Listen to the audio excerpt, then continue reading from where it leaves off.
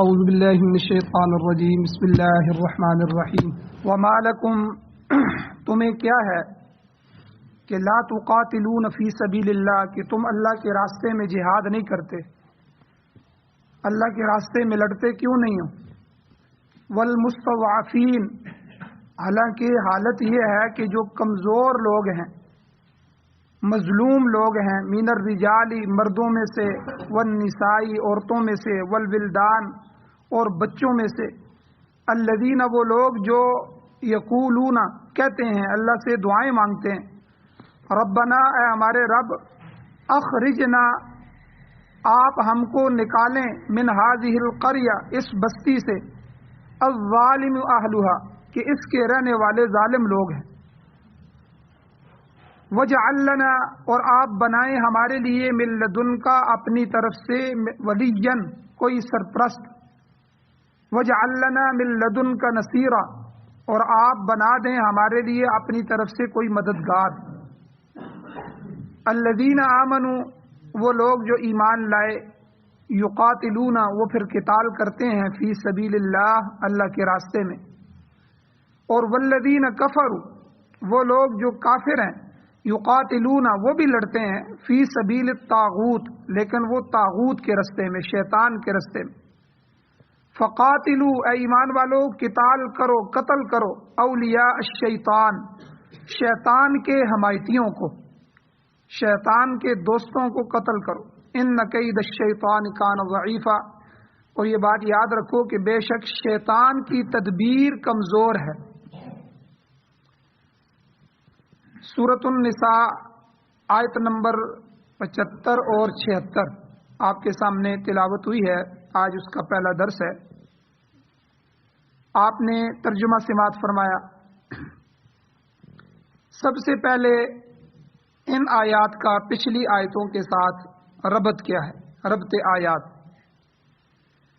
گزشتہ آیات میں اللہ تعالیٰ نے اللہ اور رسول کی اطاعت کو فرض قرار دیا۔ دنیا اور آخرت یہ دونوں جہان جو ہمارے ہیں، دنیا اور آخرت، ان کی کامیابی کا انحصار، ان کی کامیابی کا دار و مدار اللہ اور اس کے رسول کی اطاعت پر ہی ہے، اور جن لوگوں کو اطاعت نصیب ہو جاتی ہے ان کے دین میں پختگی آ جاتی۔ ایک اور دوسرا اللہ تعالیٰ ان کو اجر عظیم عطا فرماتے ہیں، وہ اجر عظیم کے مستحق ٹھہرتے ہیں۔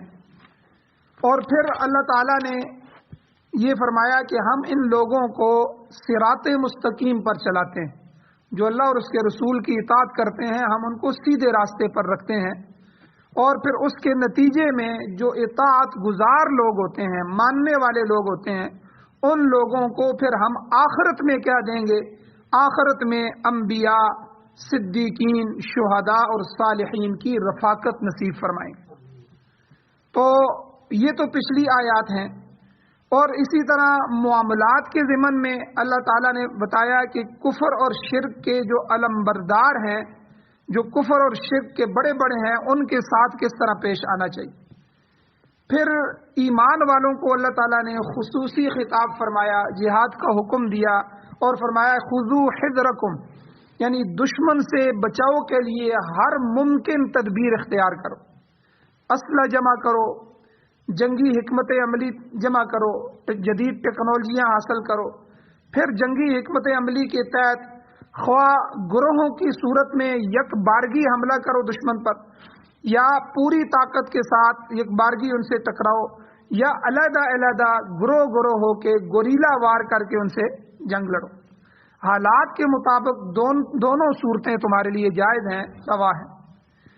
اس کے بعد اللہ تعالیٰ نے دشمن کے مقابلے سے گریز کرنے والے، جہاد سے بچنے والے، جہاد کے اعلان ہونے کے بعد پھر تاخیر کرنے والے، پیچھے ہٹنے والے جو لوگ تھے، اللہ نے ان کو منافقین کے زمرے میں شمار کہ جہاد کی ضرورت پڑتی ہے، جہاد ہو رہا ہے اور وہ اپنے علاقوں کو چھوڑ کے جا رہے ہیں، اور وہ جہاد سے بھاگ رہے ہیں، اور وہ اپنے لوگوں کی حفاظت نہیں کر رہے، اپنی جانوں کی حفاظت نہیں کر رہے، اپنے وطن کی، ملک کی حفاظت نہیں کر رہے، دین کی حفاظت نہیں کر رہے۔ تو اللہ تعالیٰ نے ان کو منافقین کے زمرے میں شمار کیا، اور فرمایا کہ کلمہ پڑھنے کے باوجود بعض لوگ منافق ہیں، اور فرمایا مقابلے میں اگر مسلمانوں کو یا تو نقصان ہوگا یا شکست ہوگی یا فتح ہو جائے گی، اگر مسلمانوں کو نقصان ہو جائے تو منافقین خوش ہوتے ہیں، اور ساتھ یہ کہتے ہیں کہ قد انعم اللہ علیہ، اللہ نے ہم پر انعام فرمایا کہ ہم ان کے ساتھ نہیں تھے، اچھا ہوا کہ ہم ان کے ساتھ شامل نہیں تھے، ورنہ ہم بھی مصیبت میں گرفتار ہوتے، ہماری جان بھی جا سکتی تھی، مالی نقصان ہو سکتا تھا اور گرفتار بھی ہو سکتے تھے۔ اور برخلاف اس کے اگر مسلمان دشمن کے مقابلے میں فتح یاب ہو جائیں، کامیاب ہو کر لوٹیں، تو یہ لوگ کف افسوس ملتے ہیں، افسوس کہتے ہوئے ہاتھ ملتے ہیں اور حسرت کے ساتھ کہتے ہیں ہائے کاش کہ ہم بھی مال غنیمت حاصل کرتے، ہم بھی مجاہدین کے ساتھ اس دیگر مفاد میں ان کے ساتھ شریک ہو جاتے۔ تو یہاں تک تو پچھلی آیات کا خلاصہ ہے۔ اب آگے اللہ تعالیٰ نے جہاد فی سبیل اللہ کی ترغیب دی اور فرمایا کہ اہل ایمان جو ہیں وہ قرآنی اصولوں پر مبنی اخلاق اور آخرت کی فلاح کے لیے اپنی ہر چیز قربان کرنے پر تیار ہو جاتے ہیں، حتیٰ کہ بوقت ضرورت اگر جان کا نذرانہ پیش کرنا پڑے تو اس سے بھی گریز نہیں کرتے۔ جہاد اور اس سے جو متعلقات ہیں ان کا سلسلہ انشاءاللہ آگے تقریباً 6 رکوع تک چلے گا۔ تو آج کی آیات میں اللہ تعالیٰ نے 2 باتوں کو بطور خاص ذکر فرمایا آج کی آیتوں میں۔ پہلی بات یہ ہے کہ مومن محض اور صرف اللہ کے راستے میں جہاد کرتا ہے، اس کے پیش نظر کوئی ذاتی مفاد ہرگز نہیں ہوتا، صرف اللہ کی رضا ہوتی ہے، اللہ کے دین کے غلبے کے لیے اللہ کے راستے میں جہاد کرتا ہے۔ اور دوسری بات یہ ہے کہ مظلوم کو ظلم سے نجات دلانا اور کمزوروں کی مدد کرنا، ان کو ان کے علاقوں سے نکالنا یا وہاں جا کے ان کی مدد کرنا، یہ اہل ایمان کے فرائض منصبی میں داخل ہے، یہ ان پر فرض ہے۔ اب اللہ تعالیٰ ارشاد فرماتے ہیں وَمَا لَكُمْ، انداز دیکھیں اللہ تعالیٰ کا، تمہیں کیا ہو گیا مسلمانوں، کہاں چلے گئے ہو، کن غفلتوں میں پڑ گئے ہو، کس دنیا میں تم پیچھے لگ گئے ہو۔ وَمَا لَكُمْ، کہ تمہارے اندر جذبہ جہاد ہی مر گیا، تمہارے اندر اللہ کے راستے میں نکلنے کا جذبہ ہی ختم ہو گیا، اللہ کے راستے میں دشمن سے ٹکرانے کا جذبہ ہی ختم ہو گیا، اللہ کی ملاقات جنت کا شوق ہی ختم ہو گیا۔ وَمَا لَكُمْ، کیا ہو گیا تمہیں، لا تقاتلون فی سبیل اللہ، تم اللہ کے راستے میں لڑائی نہیں کرتے، اللہ کے راستے میں جہاد نہیں کرتے، تمہیں کیا ہو گیا۔ یہ پہلی بات۔ یہاں اللہ تعالیٰ نے فی سبیل اللہ فرمایا، فی سبیل اللہ کا ذکر قرآن پاک میں کثرت سے ملتا ہے، اور اس سے یہ بات سمجھائی گئی ہے کہ اہل ایمان کی جو دشمن کے ساتھ جنگ کرنا ہے نہ کسی ذاتی مفاد کے لیے ہوتی ہے، نہ ملک گیری کی ہوس کے لیے ہوتی ہے، نہ نسلی طور پہ ہوتی ہے، نہ وطن کے لیے ہوتی ہے، نہ زبان کی بنیاد پر کسی کی مخالفت مقصود ہوتی ہے۔ اس لیے یاد رکھیں جو جنگیں جو ہے صرف اور صرف وطن کی بنیاد پہ لڑی جائیں، یا جو جنگیں زبان والوں کی بنیاد پہ لڑی جائیں، یہ میری زبان والے ہیں یا یہ میری برادری والے ہیں، تو پختون لڑیں، پنجابی لڑیں یا کوئی بھی لڑیں یا عرب لڑیں، عربی کی بنیاد پر، یہ عرب ہے ہمارے، تو زبان کی بنیاد پر یا نسل کی بنیاد پر یا ملک گیری کی ہوس کی بنیاد پر، جس طرح دنیا میں امریکہ اور یورپ لڑ رہے ہیں کہ یہ ملک بھی ہمیں مل جائے، یہ بھی ہمارے قبضے میں آ جائے، تو ملک کے لیے، اس کے زمین کو حاصل کرنے کے لیے، وسائل کو حاصل کرنے کے لیے، تو یہ ساری کی ساری جنگیں یہ فساد ہے، جہاد نہیں ہے۔ جہاد کے لیے ضروری ہے کہ فی سبیل اللہ، یہ اللہ نے جو لفظ استعمال فرمایا، اللہ کے راستے میں تم قتال کیوں نہیں کرتے؟ مالکم، تمہیں کیا ہو گیا ہے کہ لا تقاتلون، تم جہاد نہیں کرتے، فی سبیل اللہ، اللہ کے راستے میں۔ یعنی جہاد کا واحد مقصد اعلاء کلمت اللہ، اللہ کا کلمہ بلند ہو جائے۔ میں وطن کے لیے نہیں لڑ رہا، میں اس لیے لڑ رہا ہوں وطن تو پہلے بھی ہمارے پاس تھا، وطن تو بعد بھی ہمارے پاس ہو جائے گا۔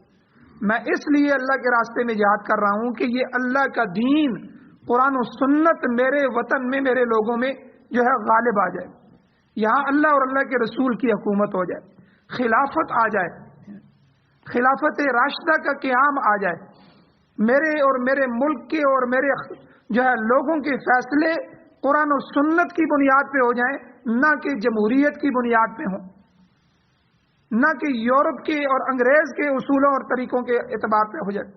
ابھی یہ ہم نے پاکستان حاصل کیا، پاکستان حاصل کرنے کا مطلب کیا تھا؟ لوگوں کو تو یہی بتایا گیا تھا، پاکستان کا مطلب کیا؟ لا الہ الا اللہ، یعنی کیا مطلب کہ یہ دو قومی نظریہ ہے ہمارا، اس بنیاد پہ ہم ملک لے رہے ہیں۔ یہ تو خالص جہاد تھا، جن لوگوں نے قربانیاں دی، انہوں نے اللہ کے راستے میں قربانیاں دی کہ ہم ہندوؤں کے ساتھ رہ رہے ہیں، ہم آزادی کے ساتھ ہم قرآن و سنت پہ عمل نہیں کر سکتے، ہم الگ سے ایک وطن چاہتے ہیں کہ جس میں جا کے ہم قرآن و سنت کی حکومت قائم کریں گے اور لا الہ الا اللہ کی حکومت ہوگی۔ اور یہ دو قوموں کے جو نظریے ہیں، ہندو الگ قوم ہے اور مسلمان الگ قوم ہے، یہ دو قومیں ایک جگہ جمع نہیں ہو سکتی، اس لیے جو ہے ہمیں ایک الگ وطن چاہیے جس میں ہم اکیلے ایک ہی قوم ہوں، چاہے بلوچی ہوں، سندھی ہوں، پنجابی ہوں، پختون ہوں، کوئی بھی ہوں، مسلمان ہوں، تاکہ ہم اللہ اور اللہ کے رسول کے دین پر عمل کر سکیں، اس کو قانون بنا سکیں۔ لیکن سب سے بڑا دھوکہ جو قوم کے ساتھ کیا گیا وہ پاکستان بنانے کے ساتھ کیا گیا کہ نعرہ یہ لگایا گیا، جس طرح آج کل کی حکومتوں نے نعرے لگائے اور نوجوانوں کو ساتھ ملا لیا، ہم انصاف لے کے آئیں گے، ہم یہ کریں گے، ہم وہ کریں گے، اور دنیا کی بدترین کرپشن اس حکومت میں ہوئی، دنیا کی بدترین قرضے اس حکومت میں لیے گئے۔ آپ اندازہ لگائیں، 70 سال کی حکومتوں نے پاکستان میں 21,000 ارب روپے قرضہ لیا، اور اس ایک حکومت نے 3 سالوں میں 31,000 ارب قرضہ لیا۔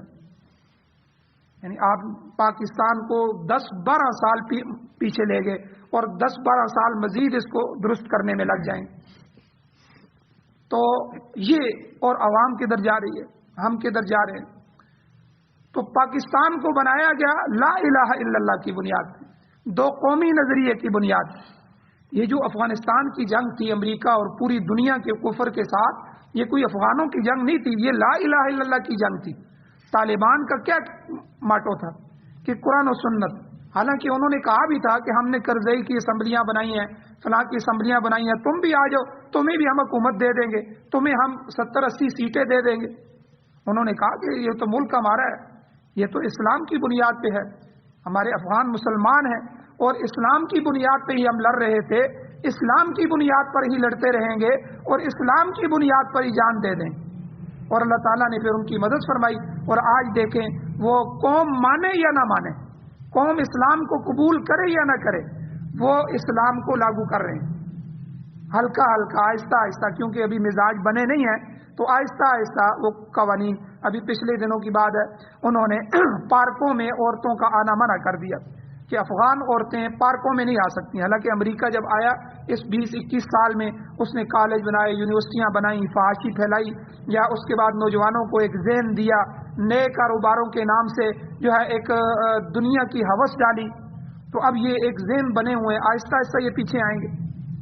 ہم بنوری ٹاؤن کراچی میں پڑھتے ہیں، تو ایک ہمارے مفتی زبیر صاحب تھے، افغان تھے، کندہار کے، ان سے میرا رابطہ ہوتا رہتا ہے، تو وہ بتا رہے تھے کہ ہمیں سب سے بڑی مصیبت ان نوجوانوں سے ہے کہ جو اس 20-21 سال میں جوان ہوئے ہیں، نئی نسل جنہوں نے کالج یونیورسٹیوں سے پڑھا ہے، انہیں تو پتہ ہی نہیں ہے کہ اس جنگ کے شروع ہونے سے پہلے عمارت اسلامیہ تھی، ہمارے آبا و اجداد اسلام کے قائل تھے۔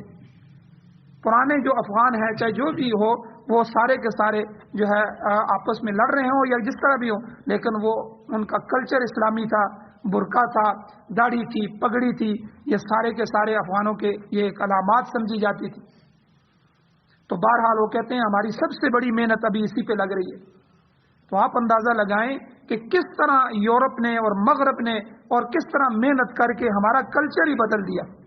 آج تک ہماری عدالتوں میں 74 سال ہو گئے، پاکستان آزاد ہو گیا، لا الہ الا اللہ والا قانون نہیں آ سکتا، وہی انگریز کا گھسا پٹا قانون پرانا قانون جو 1935 کا اور 32 کا جو انگریز نے بنائے تھے، جب انگریز یہاں بر صغیر میں آیا تھا، جو قانون اس نے بنائے ہیں وہی قانون، وہی دفعات چل رہے ہیں. اور اس لیے جہاد کا مطلب یہ ہوتا ہے، یہ فی سبیل اللہ کا مفہوم میں بیان کر رہا ہوں کہ فی سبیل اللہ جو اللہ قرآن میں فرماتے ہیں قتال کے ساتھ، جہاد کے ساتھ، اس کا مطلب ہوتا ہے کہ جو بھی جنگ لڑی جائے اس جنگ میں ذاتی مفاد پیش نظر نہ ہو. یار میں اپنے مفاد کے لیے لڑوں گا، ملک گیری کی ہوس نہ ہو کہ میں یہ وطن، یہ زمین، یہ ملک لینے کے لیے جنگ کر رہا ہوں. نسلی طور پر جنگ نہ ہو کہ یہ میری نسل کی جنگ ہے. وطنی اور زبانی طور پہ جنگ نہ ہو، یہ میرے زبان والے لوگوں کی جنگ ہے. کسی ان میں سے کسی بنیاد پر بھی اگر لڑائی ہوئی تو وہ لڑائی فساد ہوگا، جہاد نہیں ہوگا. یہ میری پارٹی کی جنگ ہے.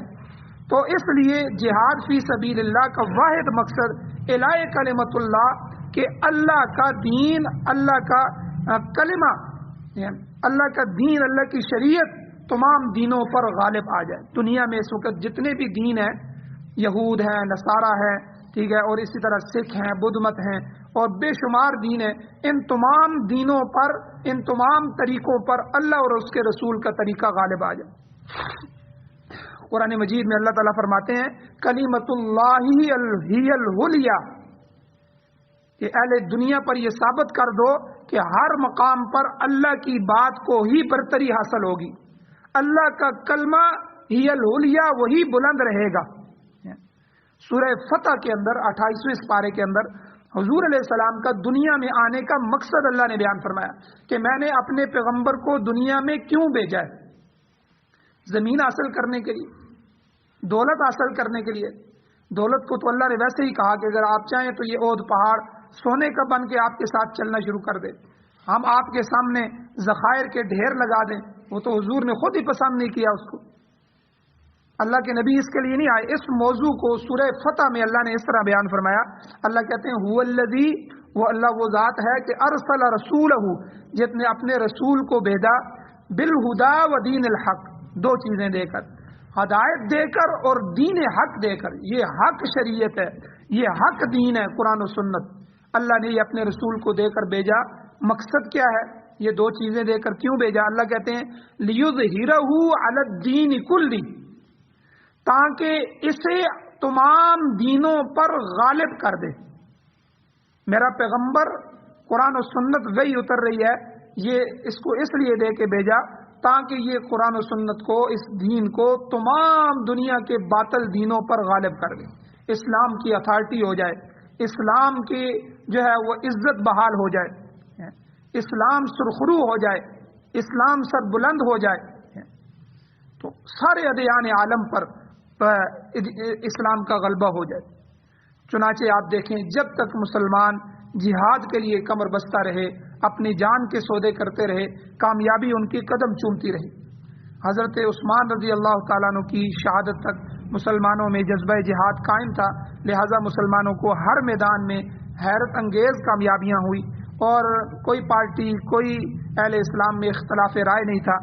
تو شاہ ولی اللہ محدث دہلوی رحمۃ اللہ علیہ فرماتے ہیں کہ حضور علیہ السلام کا اپنا زمانہ مبارک، پھر شیخین جو ہیں حضرت ابوبکر صدیق رضی اللہ تعالیٰ عنہ، حضرت فاروق اعظم رضی اللہ تعالیٰ عنہ کا دور خلافت، اور حضرت عثمان رضی اللہ تعالیٰ عنہ کے ابتدائی 6 سال، اس کا عرصہ تاریخ اسلام میں نمونے کے طور پر محفوظ ہے. پھر اس کے بعد عبداللہ ابن سبا یہودی یہ مسلمان ہوا، اور رفق کی بنیاد اس نے رکھی کہ اہل بیت کو صحابہ کی، اس نے کہا کہ کسی طرح ان کے آپس میں توڑ ڈالا جائے. اگر مسلمان اسی طرح بڑھتے رہے، حضور کے بعد ابھی 50 سال نہیں ہو رہے اور آدھی دنیا میں اسلام پھیل گیا، یہ تو ساری دنیا مسلمانوں کی ہو جائے گی. یہودی سب سے بڑے مخالف تھے. پھر یہودیوں کو مسلمانوں کے نبی نے مدینہ سے بھی نکالا تھا. پھر حضرت عمر رضی اللہ تعالیٰ کے دور میں ان کو خیبر سے بھی نکال دیا گیا. دنیا کے اندر در بدر ٹھوکریں کھا رہے تھے. تو یہ یہودی مسلمان ہوا، مسلمان ہو کے اس نے اسلام کی صفوں میں داخل ہوا، اور اتنے شاطر قسم کے لوگ تھے کہ انہوں نے اسلام کے خلاف ایک سازش بنائی.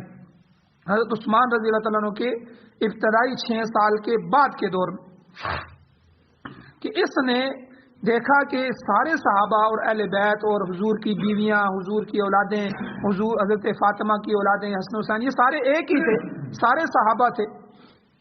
اس نے اہل بیت کو الگ کیا کہ دیکھو جی اہل بیت جو ہیں وہ ایک الگ مخلوق ہیں، ان کو الگ کیا، پھر ان کے بارے میں عقائد گھڑے اور ان کو کہا کہ دیکھو یہ دوسرے جو صحابہ ہیں یہ اہل بیت پر ظلم کر رہے ہیں.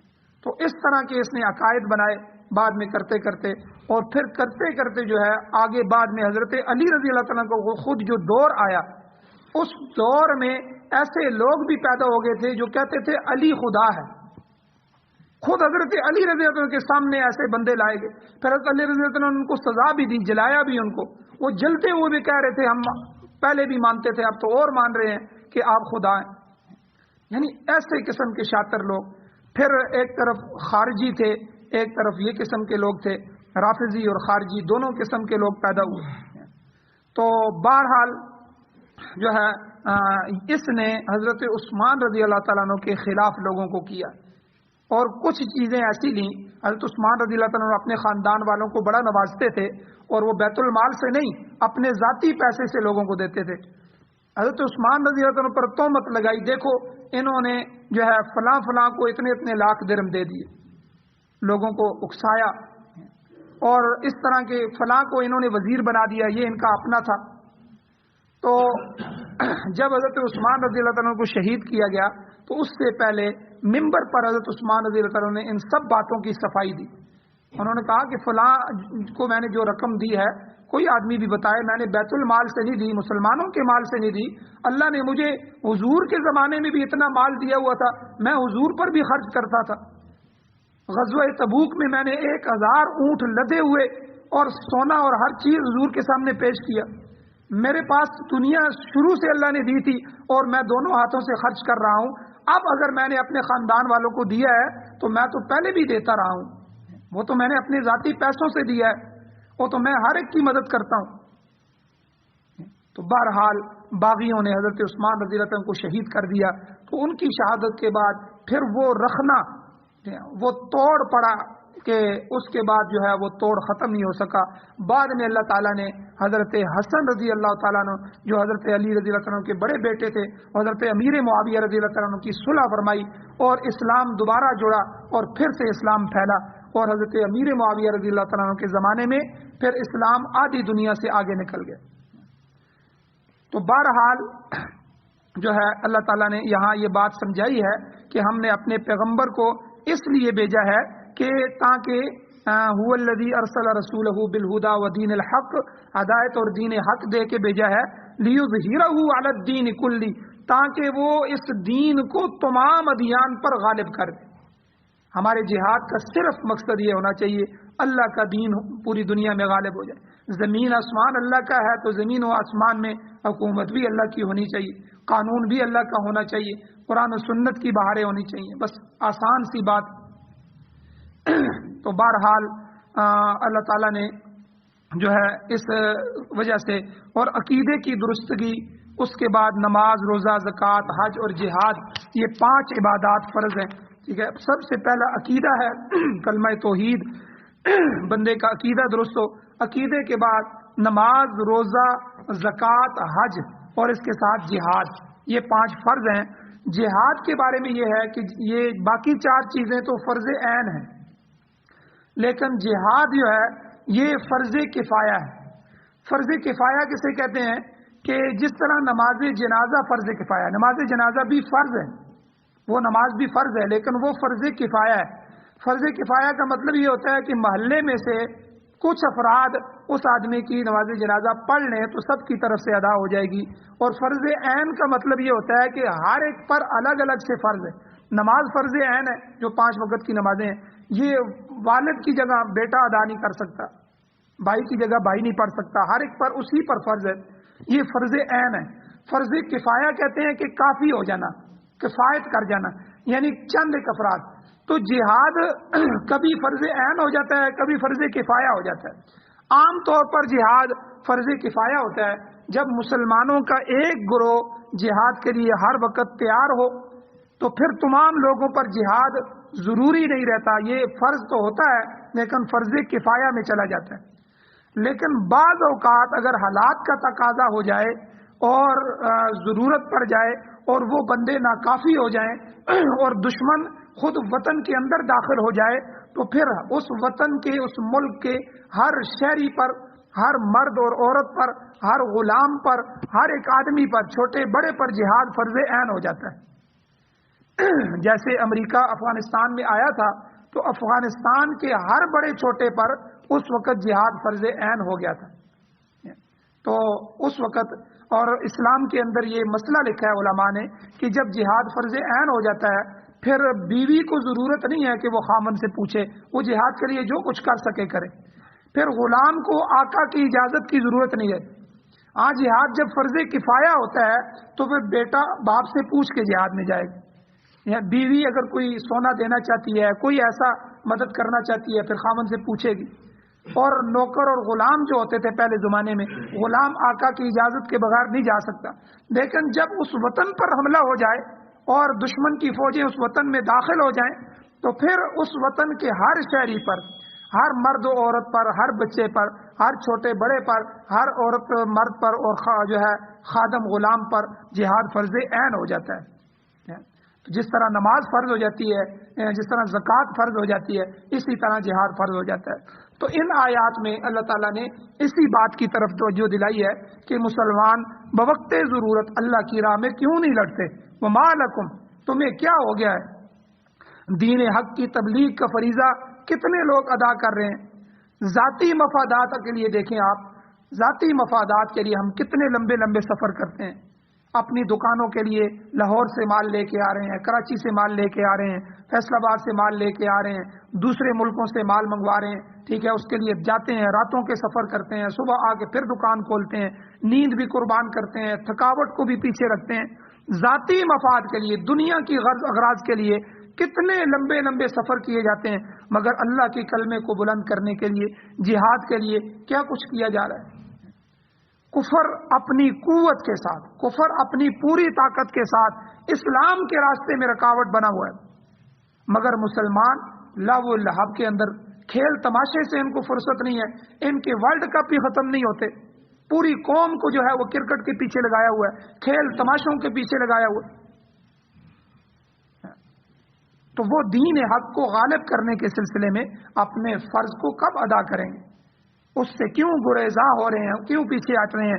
یہ اللہ اس آیت کے اندر جہاں جہاد کی ترغیب دے رہے ہیں وہاں اللہ گلہ بھی کر رہے ہیں۔ وما لکم، تمہیں ہو کیا گیا ہے، تم کیوں نہیں اللہ کے راستے میں جہاد کرتے؟ تو بہرحال اللہ تعالیٰ سے دعا ہے اللہ ہمیں عمل کی توفیق عطا فرمائے۔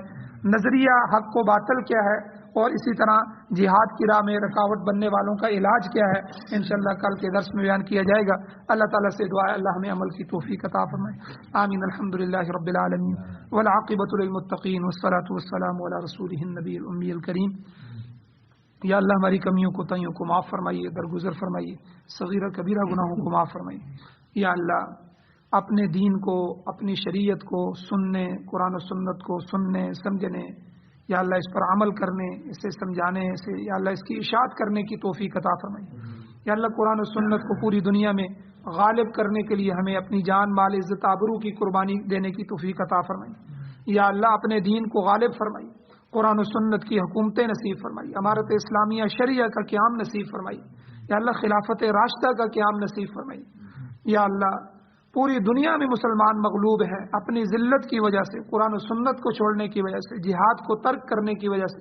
یا اللہ آپ نے غیروں کے ہمیں غلام بنا دیا، قرضوں میں جکڑ دیا۔ یا اللہ آج ہمارے ملک کے خارجہ اور داخلہ فیصلے ان کی اجازت کے بغیر نہیں ہوتے۔ یا اللہ ہمیں ان کی غلامی سے محفوظ فرمائیے، اپنے نبی کی غلامی عطا فرمائیے، قرآن و سنت کی بہاریں نصیب فرمائیے۔ یا اللہ قرآن و سنت کو بطور آئین، بطور دستور، بطور ضابطۂ حیات ہمیں نصیب فرمائیے۔